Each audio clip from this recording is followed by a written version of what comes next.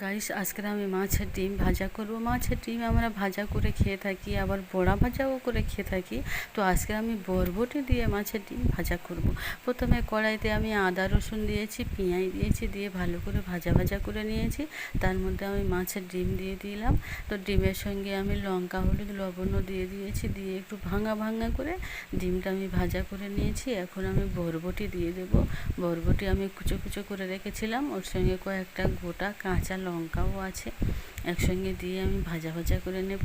আমি চাপা দিয়ে বরবটিটা একটু ভাপিয়ে নেব, নিয়ে তারপরে ধীরে ধীরে আমি ভাজা করব। অল্প পরিমাণে একটু সরিষার তেল দেবো, দিয়ে দেখুন নাড়াচাড়া করতে করতে আমার ভাজাটা প্রায় হয়ে এসে বরবটি সিদ্ধ হয়ে গিয়েছে। ডিমগুলো আমি পুরো ভেঙে দিয়েছি, দেখতে কিন্তু খুবই সুন্দর লাগছে, খেতে নিশ্চয়ই অনেক মজা হবে। তো আমি কিন্তু বরবটি আর মাছের ডিমের ভাজার সঙ্গে গোলা রুটি তৈরি করব। এটি ছিল ময়দা দিয়ে আমি গোলা রুটি তৈরি করছি। তাওয়া আমি বসিয়ে দিয়েছি।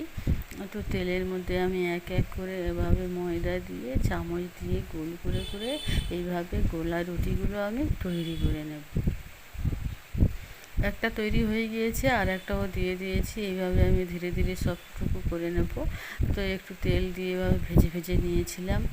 দেখুন আমার খাবার রেডি হয়ে গিয়েছে, এখন খাওয়া চলছে। তো আপনারা ভাইয়া খাচ্ছিলেন রাত্রের ডিনারে, খেতে খুবই মজা হয়েছিল। এইভাবে গোলা রুটি আর বরবটি আর মাছের ডিমের ভাজা খুবই মজা লেগেছিল।